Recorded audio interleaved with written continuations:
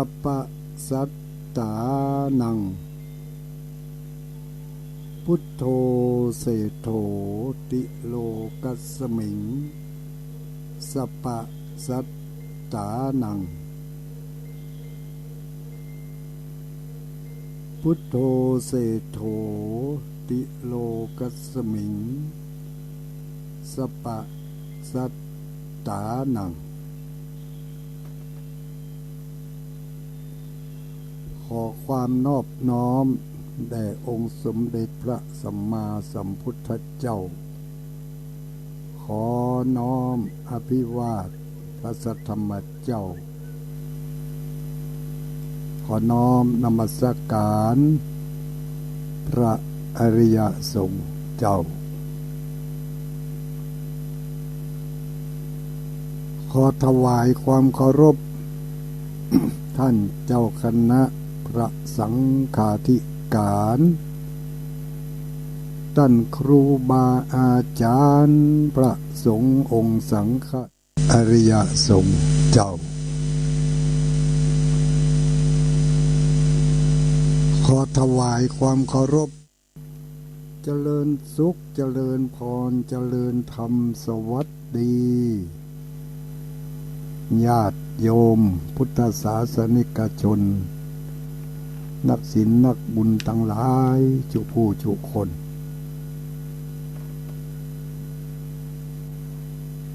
ค่ำคืนวันนี้เป็นคืนวันจันทร์ตรงกับวันที่9 เดือนสิงหาคมวันที่9 เดือนสิงหาคมเดือน11ออกแล้วเนอะญาติโยมทั้งหลายเดือน11แมนมาแล้ว1 ค่ำวันนี้เนาะ1 ค่ำเดือน11เดือน11เมืองเหนือเฮาว่าเดือน11ทางภาคกลางเป็นว่าเดือน9ในปฏิทินนี่จะเป็นเดือน9เนอะแต่ถ้าเป็นปฏิทินเมืองมันจะมีในวงเล็บปฏิทินเมืองล้านนาก็คิดว่าคงจะมีกันกูบ้านกูจองเนาะปฏิทินล้านนาเดือน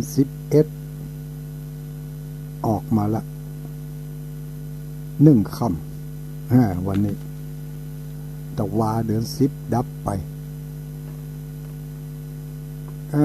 ค่ำคืนวันนี้ญาติโยมที่ได้ยินได้ฟังเนาะได้ยินได้ฟังกันบางผู้บางท่านก็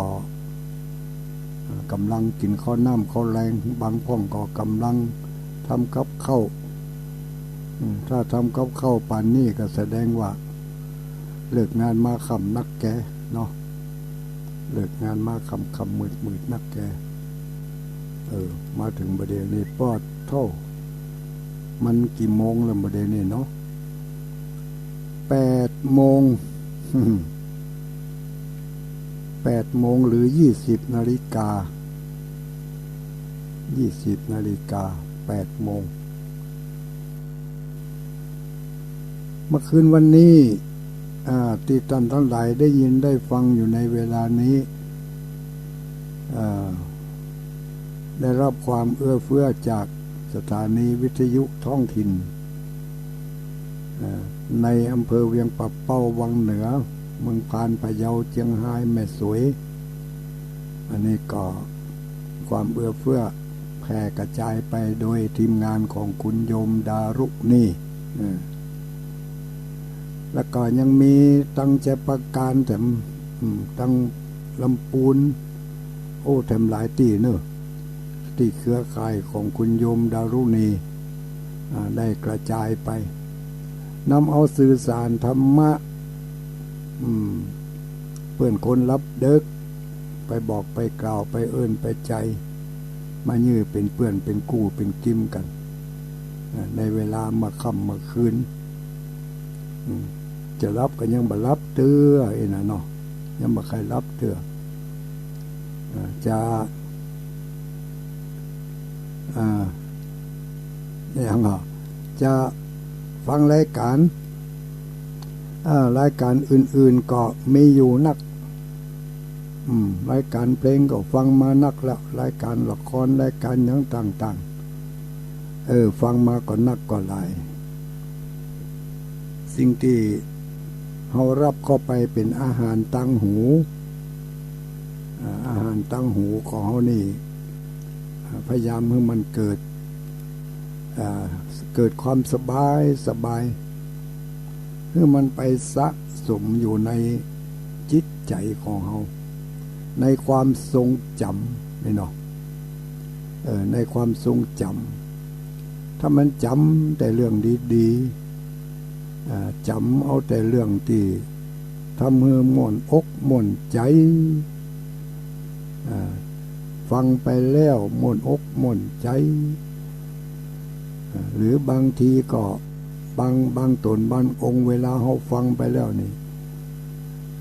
เปิ่นสามารถไขข้อข้องใจยังเขาหายสงสัยไปได้เมื่อเขาสงสัยในเรื่องใดเขาก็ฟังไปเพื่อว่าเปิ่นอู้ไปจะจับใส่เขาพอดีเนี่ยเนาะหรืออดบ่ได้แหลงแหงตุเจ้าตนได้อู้ก็บ่ถูกใจตนได้อู้ก็บ่หันอู้เรื่องนี้สักเตื้อบ้าอดบ่ได้แหลงแหงก็เป็นหยังโทรศัพท์ไปถามเลยญาติโยมทั้งหลายโทรศัพท์ไปถามได้เลยเนอะโดยเฉพาะอย่างยิ่งก็ท่านพระคุณเจ้าทุกรูปทุกตนทุกองค์ที่เป็นออกอากาศอยู่ทุกคืนนี่เขาก็สามารถที่จะโทรศัพท์ไปถามเพิ่นได้ในเรื่องที่เขาคัดข้องสงสัยอย่างที่ญาติโยมบางคนโทรมาถามนอกเวลาหน้าที่จะถามในเวลาก็บัดตันเพิ่นแน่ตุลุงเขาจะถามเขาบัดตันเขาก็โทรไปเขาก็ใครหู้แต่เขาจะได้ว่าเนี่ยจะได้โทรมันถึงได้ติดง่ายขอบอกให้หน่อยเถอะก็ไปทุกไปยากมันอย่างกดมามันต้องติดเนาะถ้าติดก็ติดถ้าบ่ติดก็ติดนะกะเสี่ยงเอาบางคนนี่โอ้น่าเป็นที่น่าดีเอ็นดู40-50เตื้อบัดติดสักเตื้อบางคนที่เพิ่นโทรมาถามนั่นคนที่เพิ่นโทรมานั่นจะถามหยังก็ตึงบ่ถามก็ใครให้โทรมาถามกันเพื่อคนอื่นกะเนาะถึงแม้ว่าบางข้อบางเรื่องเฮาฮู้แล้วแต่เพื่อคนอื่นที่เพิ่นสงสัยเพิ่นบ่ฮู้เฮาอาจจะถามแทนเพิ่นก็ได้คือมีส่วนร่วมกันระหว่างคนอู้กับคนฟังเนาะมีกะที่โทรมาก็ส่วนมากก็ฟังอยู่เนอเข้าใจดีม่วนดีอย่างเนาะแต่คนที่เป็นใครถามได้เนอก็บ่มีจังหวะไว้ช่องให้คนที่เป็นใครถามพ่องอย่างวันนั้นโทรมาถามก็เรื่องปื้นธรรมดาเนี่ยแต่มันก็สงสัยอ่ะเนาะโทรมาถามเรื่องเกี่ยวกับงานบางงานนี่บางงานนะบางงานแล้วก็บางคนบางเจ้าภาพไม่ใช่ว่าทั่วไปงานบางงานนี่เปิ้นมีการหงบรรนาวอีลูกห หงมะนาวหงมะนาวนี่ก็ไม่ใช่ว่าเอามะนาวมาได้มาหงเพิ่นก็จะมีสตางค์เหรียญจมเข้าไปในหน่วยลูกมะนาวหั่นแล้วก็เอาโยนเอาหงเวลามีงานศพก็ดี หรือว่าบางทีก็มีงานอย่างอื่นงานอย่างก็แล้วแต่บอกว่าจะเป็นงานมงคลหรือว่างานอาวามงคลบางคนก็ไปเก็บเอามะนาวที่เปิ้นเอาหงนั่นแล้วก็เอามาแกะเอาสตางค์ในหันออกก็ถามว่ามันดีกว่าตุลุงก็ยังตั้งคำถามมาแถมตัวว่าก็มีบางคนบอกว่าถ้าไผ่เก็บมะนาวได้แล้วเอาสตางค์ไปคนนั้นจะไปเป็นคนรับใช้เปิ้นจะไปเป็นคนรับใช้เปิ้นในภพหน้าชาติหน้าจะแต้ว่าหาตุลุงเห็นจะแต้ว่าหาตุลุงก็ว่าอันนี้มันก็แล้วแต่ความเชื่อของไผของมันเนาะบางคนเพิ่นก็เชื่อว่าถ้าไปรับมาแล้วก็จะไปเป็นขี้ข้าทาสใจของคนนั้นบางคนก็บอกว่าได้รับมาแล้วได้โจกได้ลาภได้คนตายหรือว่าเจ้าของงานนั่นเปิ้นปันสิ่งที่เป็นสิริมงคลให้ก็แล้วแต่คนที่เปิ้นไปเก็บมาเปิ้นจะเข้าใจข้อสำคัญเขาถามตัวเก่าเขาว่าเขาจะไปเก็บมาเนี่ยอย่างนี่นะเขาจะเอามาเนี่ยอย่างถ้าเขาเก็บมาเพื่อต้องการความเป็นมงคลมันก็เป็นมงคลน่ะถ้าเก็บมาแล้วเขามาคิดว่าวันหน้าเขาไปเป็นขี้ข้าเปิ้นนี่เขาก็คิดในทางที่มันบ่เป็นมงคลมันก็บ่เป็นมงคลนั่นถ้าตั้งคำถามแต่กำหนึ่งว่าท่านส่วนตัวตุลุงถ้าตุลุงมีงานตุลุงจะเนี่ยก็ตุลุงก็มีงานหลายงานเนาะบ่เคยเนี่ยกำเตือบ่เคยถ้าตั้งใจจะฮื้อถ้าตั้งใจจะฮื้อนะเขาก็ฮื้อในรูปแบบอื่นเขาบ่ฮื้อในลักษณะนี้บางพ่องก็บอกว่าเป็นการโปรยทานเป็นการโปรยทานเนี่ยโปรยทานก็คือเอาทานมาอุยเนาะ มาอุยมาอ่อยโปรยอุยถ้าเป็นเฮานี่ถ้าเป็นเฮาจะเฮ้อเนี่ยเฮาก็เฮ้อในรูปแบบอื่นเฮาก็บ่เฮ้อในรูปแบบนั้นแบบที่ว่าเอาจงเฮ้อโยนเฮ้ออีนะอันนี้เป็นความคิดส่วนตัวนะจะไปถือนะจะไปถือว่าจะไปบอกว่าตุลุงบ่เฮ้อเนี่ยจะไปว่าฉะนั้นจะไปว่าฉะนั้นกำกืดไผ่กำกืดมันแต่คำคืดของตุลุงก็คืดว่าถ้าตุลุงจะเฮือตุลุงบ่เฮืออย่างนั้นบ่เอาจงเฮือโยนเฮือนี่เนาะก็เฮือกันดีๆเนี่ยละอ่อนมันมามัดมือกาทำบุญวันเกิดกาเนี่ยเนาะเอาอย่างให้มันไปเล็กๆน้อยๆของขวัญวันเกิดเนอะเบิร์ธเดย์เนอะเนี่ยมัดมือมัดผูกข้อไม้ข้อมือให้มันเห็นบ่ใจมัดตีนมัดมือน่ะมันย่ามปากเนี่ยมาตีนมัดมือเหกะไปมัดมันอย่างตีนบุญเนาะมันย่ามปากมัดมือเหกะเปาะเลยนะอันนี้ก็เป็นอันว่าความคิดส่วนตัวไม่ทำนี่เนาะแต่ถ้าท่านทั้งหลายไปหันที่อื่นก็มองเปิ่นในแง่ดีก็แล้วกันดีแล้วรู้ที่เปิ่นเยอะๆอย่างอันใดเขายังไม่ยะสักเตือนะอันนี้ก็เขามองในแง่ดีของกันและกันมันก็จะได้ดีไปมันอยู่ที่การมองทุกอย่างมีสองเหลี่ยมสองคมทั้งนั้นเหรียญยังมีสองหน้า หน้าหนึ่งเป็นหูปวัดแถมหน้าหนึ่งเป็นหูปคนเนาะสตางค์ใบก็มีสองหน้าหนึ่งก็เป็นหูปอันหนึ่งหน้าหนึ่งก็เป็นหูปอันหนึ่งแล้วแต่ใครจะมองในหน้าใดถ้ามองสองหน้าก็หันถึงสองอย่างถ้ามองหน้าเดียวก็หันอย่างเดียวบอกว่าจะเป็นการทำใดๆทั้งนั้นน่ะทำบุญก็เหมือนกันคนที่เป็นมิจฉาทิฏฐิมันก็บอกว่าทำบุญไปเพื่อมันยังมาหันมันได้มันยังนี่เสี่ยงกับเสี่ยงหมู่นี่มันหมู่มิจฉาทิฏฐิแต่ส่วนหมู่ที่เพิ่นเป็นสัมมาทิฏฐิเพิ่นก็มองไปให้แง่หนึ่งการบริจาคทานคือการให้เมื่อมีให้ก็จะต้องมีรับที่เขาได้รับอยู่ทุกวันนี้เพราะเขาเคยให้มาก่อนเนี่ยอันนี้นักปราชญ์เพิ่งคิดอย่างนี้ที่เราไม่ให้ทุกวันนี้ที่เราไม่ได้รับทุกวันนี้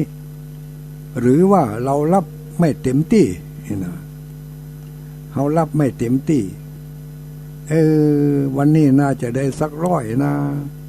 ได้20เนี่ยแสดงว่าเมื่อก่อนเคยทำบุญแต่มีเจตนาไม่เต็มที่มีเจตนาบ่เต็มที่ใครทำเกินบ่ใครทำเกินจำเป็นจำใจทำก็ทำไปอันน่ะหันปืนหอมใครหอมเกินบ่ใครหอมเกินมันเอาไปเนี่ยอย่างบ่ฮู้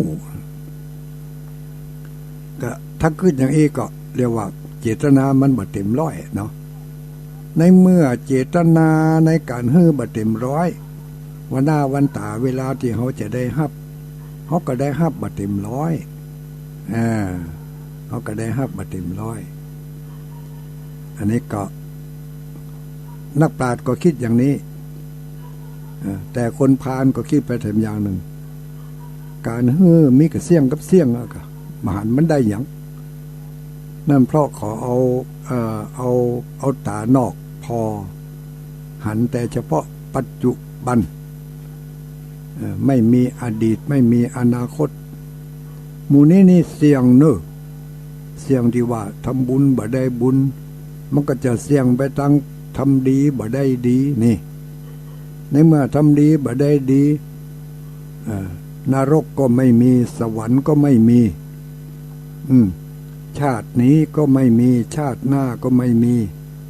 ชาติก่อนก็ไม่มีอย่างเนี้ยอันนี้ก็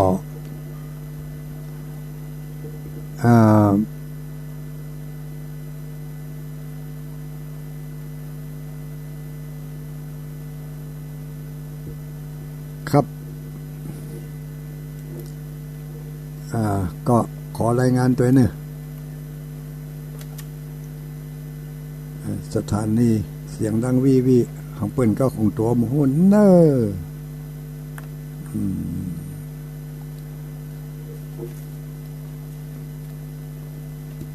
เสียงกันไปทำบุญทำบุญทำทานเนาะคิดได้คนที่มีปัญญามองตั้งในหันประจักษ์แจ้งแก่สายตาของตัวเองก็จะทำให้ความนึกความคิดอย่างต่างๆนั้นมันกระจ่างออกมานะมันกระจ่างออกมาอันนี้ก็เป็นสิ่งที่เขาก็ลองนำมาพินิจพิจารณาเขาจะมองในแง่ใดก็มองได้ในแง่ของความนึกความคิดแต่ก็ยังว่านั่นนะต้องใจสติปัญญาศึกษาเรียนรู้จากการฟังการอ่านเนาะการฟังการอ่านฟังจากฟังจากวิทยุที่เป็นออกอากาศฟังจากทางโทรทัศน์พ่องมีที่ฟังไหนเลยแห้งกับฟังในโทรศัพท์นี่ใครๆรู้ว่าสถานีวิทยุคลื่นสีขาวเพื่อชาวประชาเนี่ยมันออกอากาศ ตัดที่ใดอีนะอันนี้ก็จะส่งไปให้เนาะจะส่งไปให้ฟังเปิดฟังได้เลยทุกเวลาตั้งแต่ตีสามปุ่นนะตั้งแต่ตีสามปุ่นเสียงตราเสียงหลวงตามีเสียงดนตรีมีแต่ว่าปิดแล้วนะ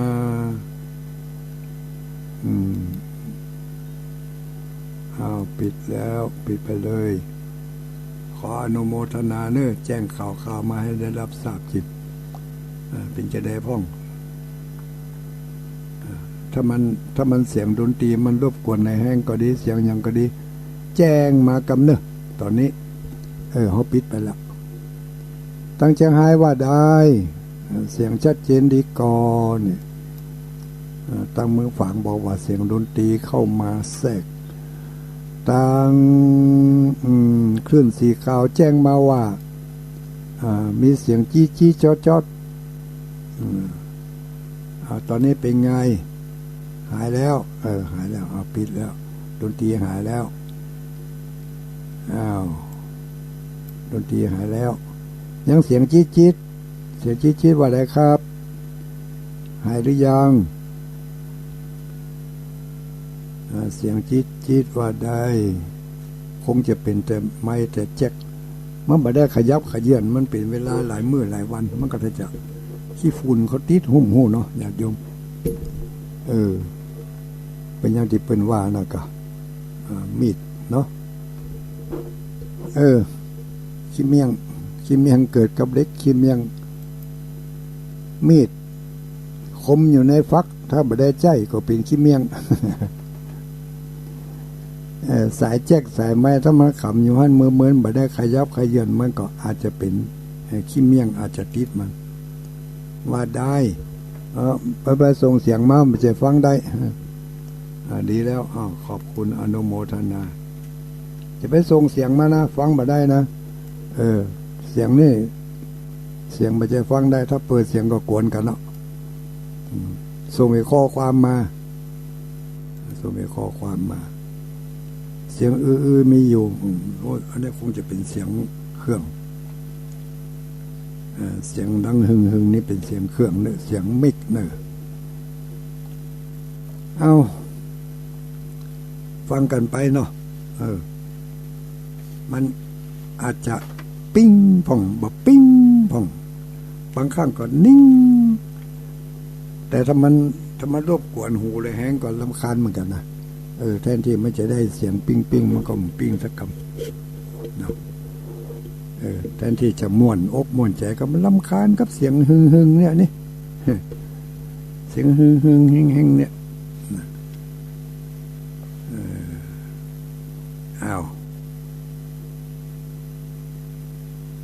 พอจะฟังได้เนาะโอเคซิกาเลตเอาละเนอะฝากข้อเตือนจิตสกิดใจไปกันเรานำไปพิจารณากันดูหน่อยว่าที่โยนมะนาวโหงมะนาวนั่นใครทำก็ทำไปใครที่คิดว่าไม่ทำก็ไม่เป็นไรนะมีหลายคนหลายท่านเหมือนกันก็เวลาใกล้จะมีงานเปิ่นก็เอามาเฮือลูกเอาริบบิ้นมาโคตรม้วนทำเป็นจ็อกเป็นแจ็คเป็นหูบแล้วก็เอาสตางค์เหรียญใส่ในหันหลายเนอะหลายร้อยอยู่เหมือนกันนะบอกว่าเอามาเฮือตุลุงเอาโปรยทานเฮือน้อยอันนี้ก็ต้องขออภัยด้วยถ้าเอามาเฮือตุลุงเนี่ยตุลุงแบบเนี้ยตุลุงบ่ทำเอาไปเฮือคนอื่นถ้าจะเอาไปให้คนอื่นก็ในเมื่อเขาบาดทำเขายังเอาไปให้เปิ่นอยู่เนี่ยเนาะเขาก็เอาไปมาให้ละออนเต้ให้กะให้ละออนเต้ก็ดีนะถ้าคิดว่าในแง่ดีมันก็ดีอย่างที่ว่านะถ้าคิดไปในแง่ที่ว่าประโยชน์มันจะมีนักน้อยขนาดไหนมันก็อยู่ที่ความตั้งใจของคนที่เป็นเนี่ยเป็นทำ เป็นญาเป็นทำด้วยความตั้งอกตั้งใจก็เป็นสิ่งที่ดีนะเรื่องนักเรื่องน้อยนะห้อมว่ากันมันอยู่ที่เจตนาเจตนาถ้าเจตนาแห่งกล้ามันก็ได้บุญนักถ้าเจตนาอ่อนมันก็ได้บุญจ้าหรือได้บุญน้อยหรือบางทีบ่ได้เลยถูกอุปฆาตกรรมในฝ่ายอากุศลมาตัดรอนเหียก็มันตึงกำลังมันตึงอ่อนอยู่แล้วนี่เนาะในเมื่อกำลังศรัทธากำลังอะไรอย่างต่างๆมันอ่อนไปพอแหงของบาปเข้ามาปะทะน้อยเดียวมันก็ปิวไปปุ่นหายไปหาเลยอินะอันนี้ก็พระเจ้าอ่านเขาก็ต้องเวลาจะทำบุญโดยการให้ทานก็ดีรักษาศีลก็ดีเจริญเมตตาภาวนาก็ดีก็ตั้งอกตั้งใจให้มันมั่นคงนักแน่นถ้าเขาทำแต่เขาบ่เอาโปรยแต่เอายื่นแจกให้จะดีกว่าเขาถ้าเขาทำแต่เขาบ่เอาโปรยได้กะเขาบ่เอาโปรยแต่ว่าเขาเอายื่นฮื้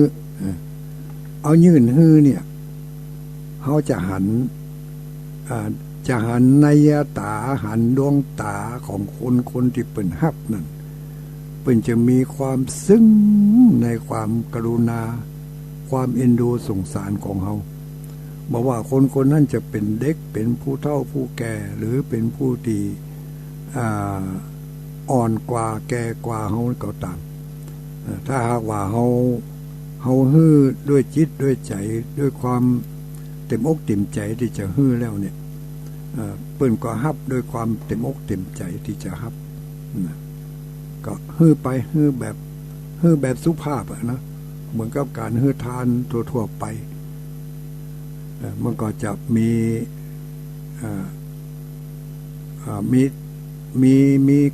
อะไรเรียกว่าอย่างมีรูปแบบอีกกันเนาะมีรูปแบบที่ดีที่งามที่เหมาะเขาบ่อ้างถึงว่าจะนักหรือจะน้อยนะเขาบ่ถึงนักถึงน้อยคนเชียงรายเนอะบัดถ้าส่งข้อความมาบ่ได้อ่านต้องบัดถ้าส่งเสียงมาบ่ได้อ่านส่งแต่ข้อความมาอย่างเดียวถ้าส่งเสียงมาเนี่ยบ่เปิดบ่ได้ในคอมพิวเตอร์นี่มันบ่มีเสียง เสียงมันกำลังทำงานออกอากาศอ่านหนึ่งเดียวคืนวันนี้ตั้งใจว่าจะมาประชาสัมพันธ์งานเนาะจะมาประกาศอนุโมทนาคนที่เปิ่นได้มีจิตเจตนาร่วมกันสรรสร้างสิ่งที่เป็นประโยชน์ให้กับประเทศชาติบ้านเมืองตลอดจนถึงมวลชนชุมชนต่างๆใครที่ได้ทำได้สนับสนุนต่างผู้ที่ดำเนินงานตอบสนองเจตนาของท่านทั้งหลายก็มีความปราบปลื้มปิติยินดีไปโดยไม่ว่าจะเป็นงานสร้างวัดวาอารามก็ดีงานก่อสร้างสาธารณประโยชน์ต่างๆก็ดีเนาะในเมื่อมีผู้ที่เริ่มดำเนินงานสร้างหมู่เฮาตั้งหลายพอที่จะมีกำลังวังชาพอที่จะช่วยได้ทั้งกำลังกายกำลังใจกำลังทรัพย์กำลังสติปัญญาช่วยตั้งได้เขาก็ช่วยกันไปก็เป็นสิ่งที่น่าอนุโมทนาเป็นอย่างยิ่งนี่เลยนะในอำเภอเวียงป่าเป้าเวลานี้มีงานอยู่งานหนึ่งมีงานอยู่2 งานคืองานที่เป็นอวมงคลก็คืองานเกี่ยวกับ การมรณภาพของท่านพระคุณเจ้าท่านพระครูพระครูพรหมธรรมคุณวัดกลางวัดกลางนี่ตะกอนเป็นว่าวัดเงี้ยวไอ้ลูกบัดเดี๋ยวนี้ท่านพระครูพรหมธรรมคุณเป็นเจ้าอาวาสมาเป็นเวลาเมื่อนานอายุเปิ่นได้84 ปีดูพรรษาได้64 พรรษาเปิ่นได้มรณภาพไปแล้วก็บัดเดี๋ยวนี้คณะสัตยาญาติโยมลูกศิษย์ลูกหาก็ตั้งศพบำเพ็ญกุศลไว้ที่วัดท่านแผ่มีโอกาสมีเวลาก็จะไปร่วมทำบุญกับเปิ่นก็ขอเชิญได้เนอะเมื่อวันก็ดีเมื่อคืนก็ดีถ้าเมื่อคืนกลัวคนนักก็ไปเมื่อวันเอาเมื่อวันคนก็คงจะบาหลายตัวใดแต่จะตั้งศพไว้ถึงวันที่12แต่อันน่ะวันที่12นั่นจะบ่มีงานสวดอภิธรรมละเพราะว่าวันที่12นี่แถมอย่างหนึ่งมันเป็นวันมงคลของชาติก็คือวันแม่แห่งชาติเนาะ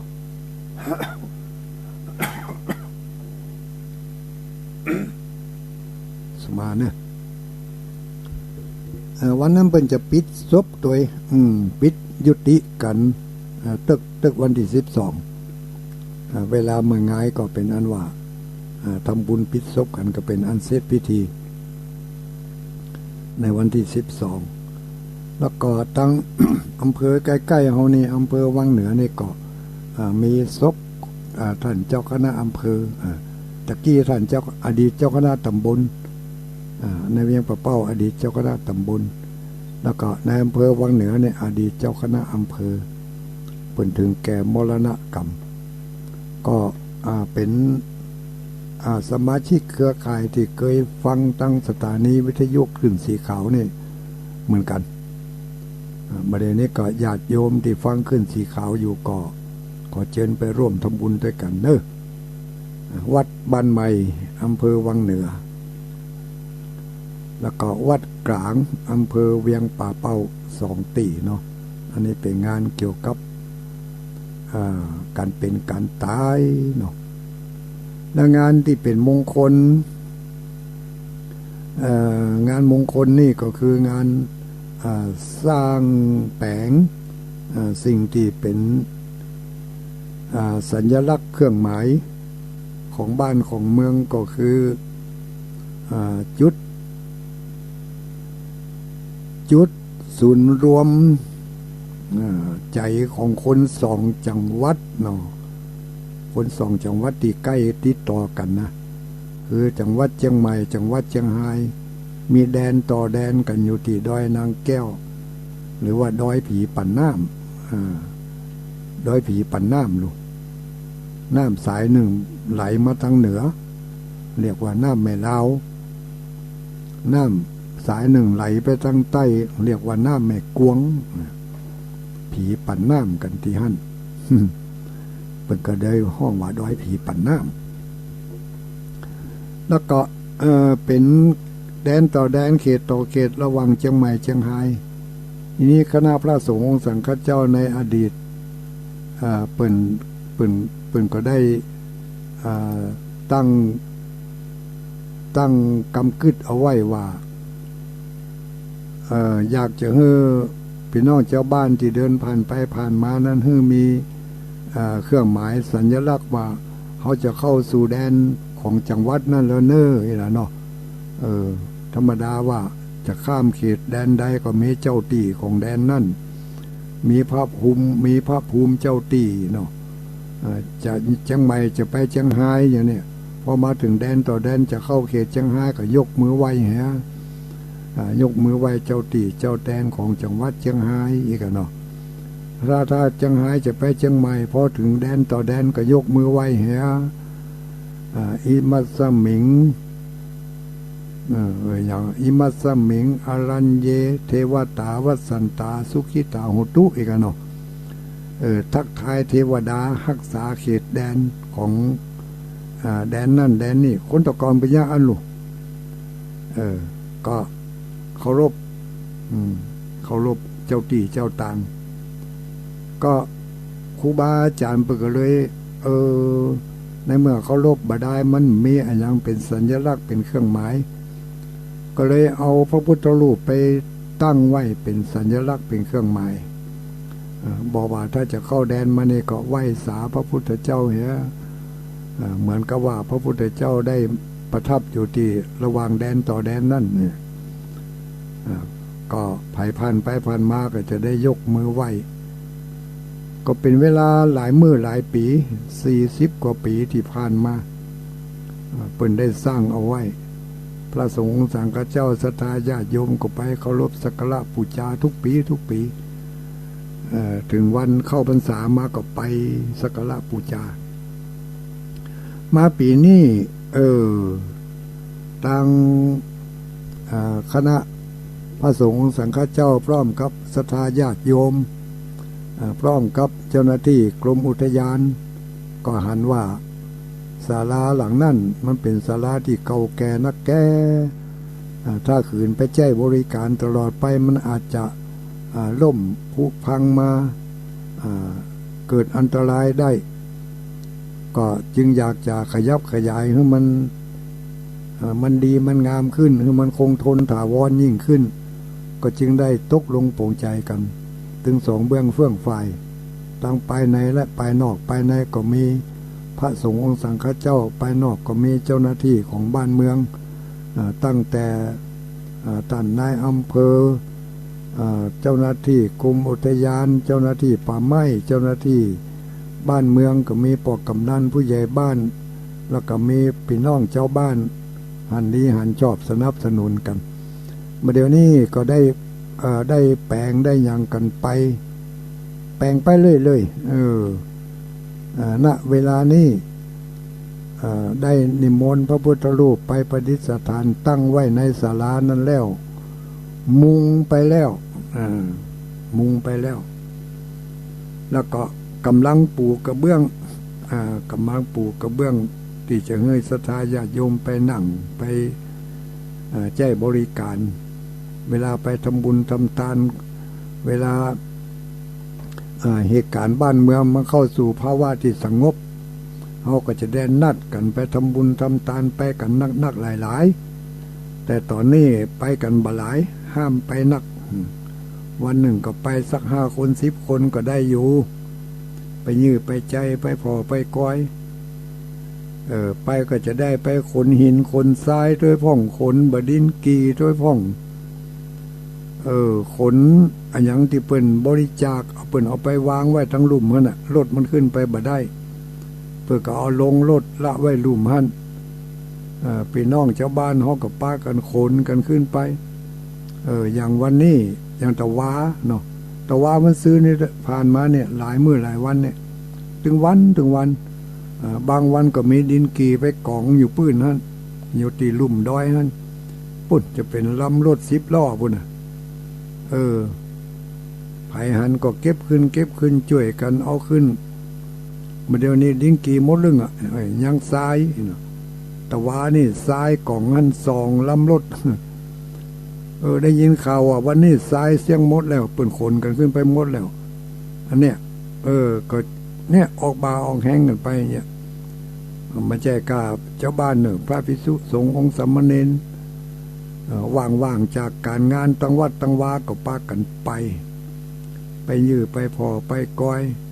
กำลังใจคนที่เป็นยาการยางานไปบ่พอบางคนก็ใจดีกลัวว่าตั้งบนจะบ่มีน้ำกินน้ำใจ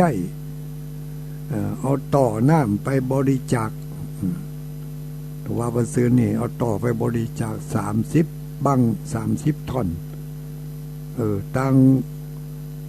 ฝ่ายดำเนินงานเขาก็จัดการเอาต่อไปตั้งเรียงกัน6 แกนไหน5 บัง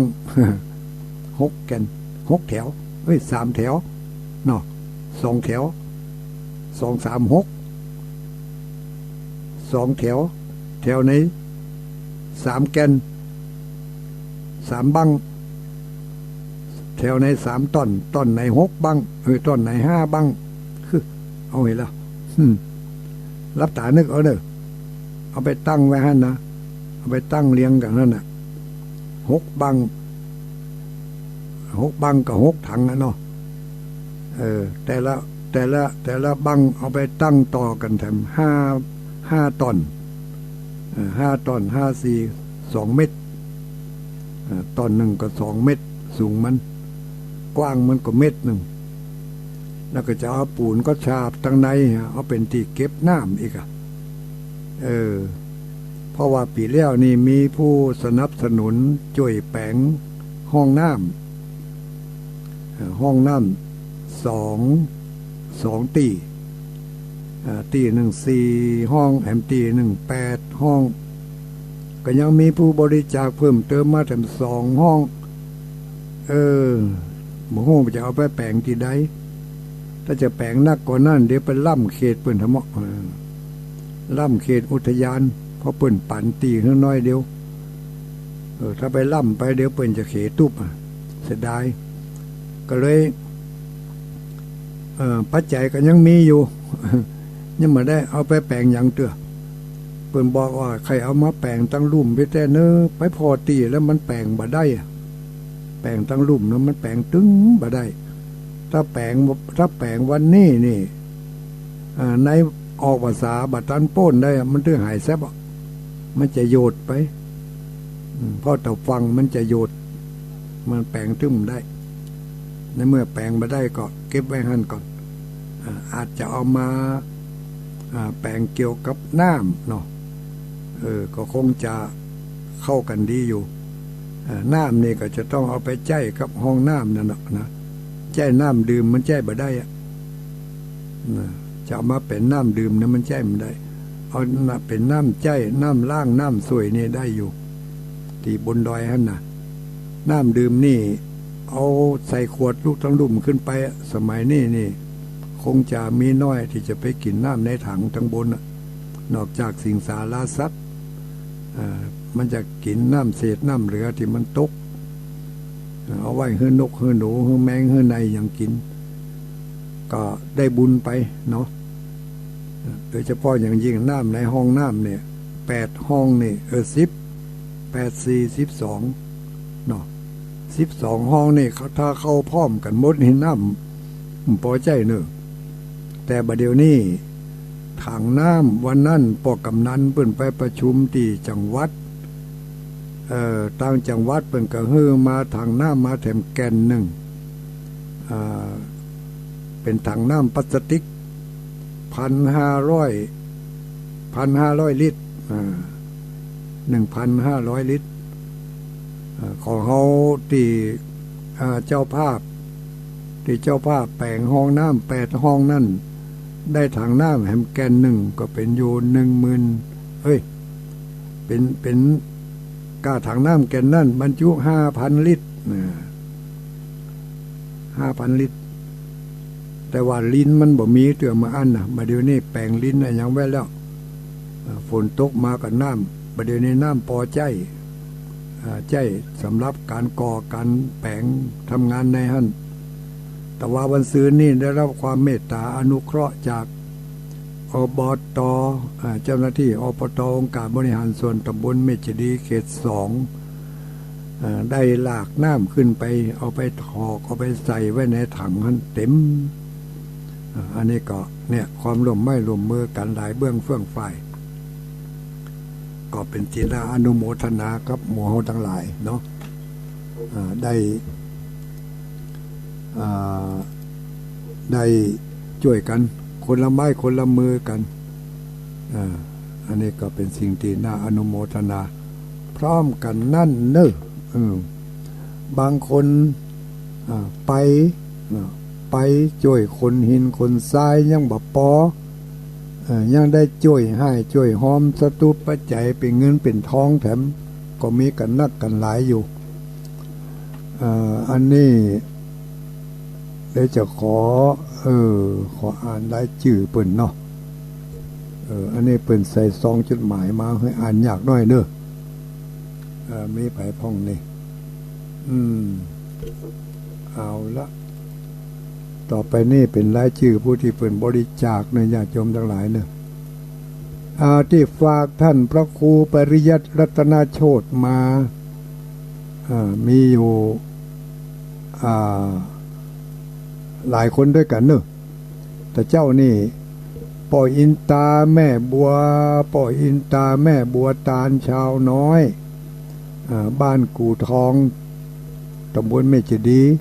สันกู่ทองก็บ้านกู่ทองตำบลเมจดีอันนี้ใส่ซองมาใน100 บาททัดมาหมายมีแม่จันตาสหัสแปลงบ้านบวกขอนบ้านบวกขอนอันนี้ก็เอาฝากมาแต่เจ้านี่ก็200 บาทอยู่ในซองทัดมาหมายมีนายเพชรนางประภาแสนชังก็แสนชิงอันจื่อพิษขอสุมาภัยร่วมสนับสนุนกิจกรรมที่ดอยนางแก้ว200 บาทขออนุโมทนาบ้านขุนลาวเนอะแต่เจ้าในปีน้องบ้านขุนลาวไปกันนักเนอะโตไปช่วยกันขนหินขนทรายขนดินกีกันแต่เจ้านี่ทุลงดอยบ่ได้ไปสักกำมัวไปงานตั้งงานสังคมสงเคราะห์ก็เล่มบ่ได้ไปทั้งปุ่นมันพูกจะไปจะเอาคันใดไปตัว คันใดแปลงลูกเพ่ไปนายเพชรนางประภาเนาะแสนชิงแสนชังอันยังก็แล้วแต่ด้วยมันคนจบป.4 มันต้องอ่านได้มองญาติโยมทั้งหลายบ้านขุนลาว200 บาทเนาะทัดมาหมายมีนางสายพินดวงตาบ้านขุนลาวอันนี้ก็ร่วมสมทบกิจกรรมงานที่ดอยนางแก้วพระเจ้าสีส่งเมือง100 บาททัดมาพี่น้องบ้านขุนลาวนางสุทัศน์เด็กชายธีรพัฒน์มีศีลงามก็ว่ามีสาวงาม มีศีลงามนี่เนาะร่วมทำบุญกับพระเจ้าสีส่งเมืองนี่50 บาทขออนุโมทนาเนอะทัดมามีแม่สมพัฒน์เต่าใจบ้านขุนลาวนี่บ้านขุนลาวไปกันนักแต่เจ้านี่ร่วมสมทบกิจกรรมของพระเจ้าสีส่งเมืองนี่1,000 บาททำงานตัวหอมสตังตัวสาธุอนุโมทนาทัดมามีปอบปัดมีปอบปัดแม่อุไรคณะบ้านปังอายปอบปัดแม่อุไรคณะบ้านปังอายร่วมสาราพระเจ้าสีส่งเมือง60 บาทเนี่ยสาธุอนุโมทนาเนอปอบปัดเนอนี่บลังปสิวปัดเหก้าทัดมามีแม่ฟองมุงเมืองบ้านสันมณะสมณะก็ไปร่วมทำบุญพระเจ้าสีส่งเมือง50 บาทนี่ทัดมามีแม่อุ้ยปันบ้านป่าแงะบ้านป่าแงะก็ไปไปห้วยเด้อแต่เป็นฝากสตังค์มานี่100 บาทสาธุอนุโมทนามีแถมก็ท่านมหาอันนี้ฝากท่านมหาเสาท่านมหาเสาแก้วชุติเมธีอ่านให้ฟังแล้วเน้อเปิ่นจะออกอากาศวันเสาร์เมื่อคืนสำหรับตุลุงนี่วันจันทร์เมื่อคืนกับวันศุกร์เมื่อเจ้าเนาะเป็นน้องญาติโยมที่ร่วมกันทำบุญกับพระเจ้าสีส่งเมืองมีทำอยู่นะอันนี้เป็นน้องบ้านตังเวียงป่าเป้าเพ่เป็นน้องตังลายดอยวันตกลายดอยวันตกเป็นน้องสายฝางสายขึ้นสายของสถานีขึ้นสีขาว100.25 พระบาทอุดมเนาะแม่นกะพระ พระบาทอุดมน้ำบ่อสาวาเนาะเป็นก็กระจายเสียงเพื่อศรัทธาญาติโยมได้ยินได้ฟังกันอยู่ก็ได้กันปักกันให้กันห้อมกันมาจัดนักจัดหลายเนอะญาติโยมทั้งหลายหลวงตาที่โดยหมอกดังอีได้หมอกดังอีเสียงมันดังอีเนอะได้หมอกลองฟัง94พอเนอะฟัง94พอถ้ายังดังอีอยู่ก็แสดงว่าเป็นที่เครื่องของทุลุงเป็นที่เครื่องของทุลุงจะต้องได้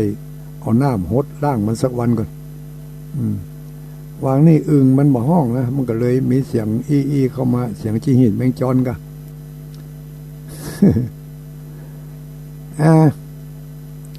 ญาติโยมเคยฮู้ก็ว่าตั้งเมืองฝางนี่มีไผให้ห้อมมาพ่องเดี๋ยวจะอ่านจื่อพี่น้องตั้งเมืองฝางให้ฟังเนอโอ้ตั้งเมืองฝางนี่เพิ่นก็บ่ละบ่ขวางกันเนาะตั้งเมืองฝางแม่อายชัยปราการนี่นี่เพิ่นก็ได้ยินข่าวก็ให้ห้อมกันมาถ้าแล้วส่งมาชุดหนึ่งนะโอนมาแล้ว 14,000 บาทตอนนั้นนี่ตังเวียงปะเป้าเฮาได้อยู่ 17,000 ปลายเนาะตอนนั้นน่ะชุดนั้นนะเวียงปะเป้าได้ 17,000 ปลายแล้วก็ตังแม่อายได้ 14,000 ปลายอันนี้เปิดบัญชีทำไมญาติโยมทั้งหลายเปิดบัญชีทำไมก็มีศรัทธาญาติโยมที่เปิดได้ให้ได้หอมมาประกาศขออนุโมทนากับญาติสายบุญที่ผ่านสะพานบุญของคุณโยมแม่จงดีเชื่อกันทาเนาะโดยความปิติอย่างยิ่งที่ได้ทำบุญร่วมกับคุณโยมแม่อุ้ยจงดี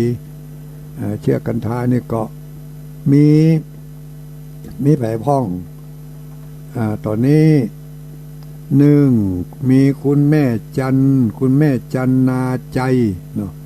คุณแม่จันนาใจเจ้าของน้ำดื่มNJบ้านแม่คาตำบลแม่คาอำเภอเมืองฝางอันนี้ก็ร่วมสมทบกิจกรรมพระเจ้าสีสองเมืองมาจำนวนเงิน200 บาทเด้อเจ้าของน้ำดื่มNJก็อย่างน่าใจเนาะถัดมาก็มีคุณโยมแม่จันศรีสุขขาบ้านแจ่งหัวลินอำเภอเมืองฝางอันนี้ก็ร่วมสมทบสนับสนุนโดยนางแก้วสร้างศาลามาเนี่ย200 บาทคณะสถาบาลแม่คะตำบลแม่คะอำเภอเมืองฝางฝากมาผ่านแม่จงดีอันดับต่อมาก็มีคุณโยมแม่บัวจันนิยมยิ่งอันนี้ก็ตั้งปุ่นตั้งอำเภอฝางจำนวนสตางค์200 บาทถัดมามีคุณโยมแม่อุไรดวงคำอันนี้ก็อำเภอฝาง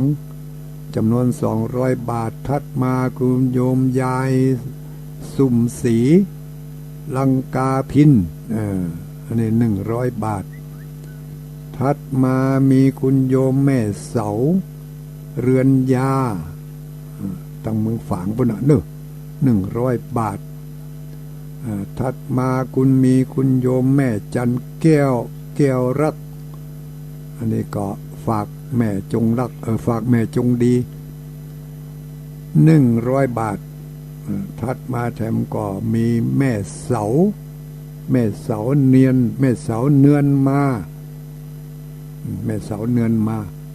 100 บาทอันนี้ก็ขอสาธุอนุโมทนาเนอะรวมแล้วยอดปัจจัยของตั้งฝางคณะนี้สำหรับคืนนี้เริ่มต้นที่ 1,200 บาท1,200 บาทก็บัตรห้องอกตกใจเนอะบัตรห้องอกตกใจมีสตังก็ให้ห้อมกันมาบ่มีก็ยกมือ10 นิ้วก็เปิ่นไปก่อน ตอนนี้เขาบัดตันวันหน้าก็ว่ากันบุญมีบัดตายเขาควายลังว่อง กำลังไปปะกันที่ดอยนางแก้วสักวันเนาะที่จริงถ้ามาหมอกรถ